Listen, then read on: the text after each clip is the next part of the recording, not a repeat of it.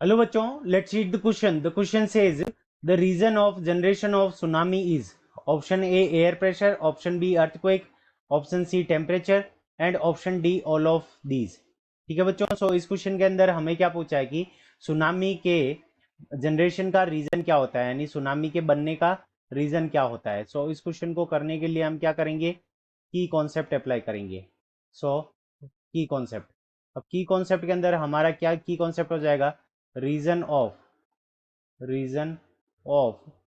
Generation, reason of generation, reason of generation of tsunami, reason of generation of tsunami is, reason of generation of tsunami is earthquake.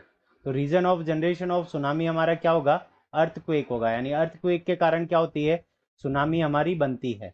So reason क्या हो जाएगा इसका, हमारा earthquake.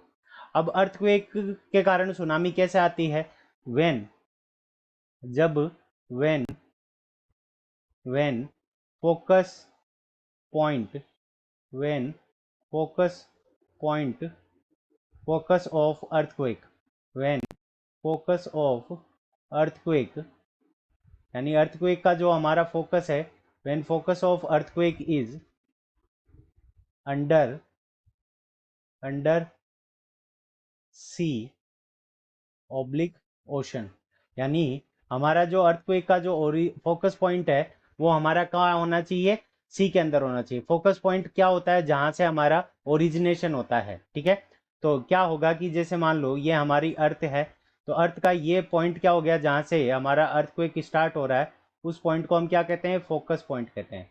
उस point को हम क्या कहेंगे, फोकस पॉइंट. और ऊपर वाला जो ये ए पॉइंट है, ये अर्थ के अंदर हो गया. बी पॉइंट हमारा क्या होगा, जो क्रस्ट के ऊपर होगा, इसको हम क्या कहते हैं, ईपी सेंटर. इसको हम क्या कहते हैं, ईपी सेंटर. तो जब हमारे अर्थक्वेक का फोकस, यानी जो ओरिजिनेशन पॉइंट होगा वो अगर अर्थ के ओशन के अंदर है और ईपी सेंटर हमारा उसके ऊपर लाई करेगा, तो उस कंडीशन के अंदर क्या आएगी, सुनामी आएगी. सो ऑप्शन बी हमारा earthquake is the correct answer of this question. I hope you understood it well. Best of luck. Thank you.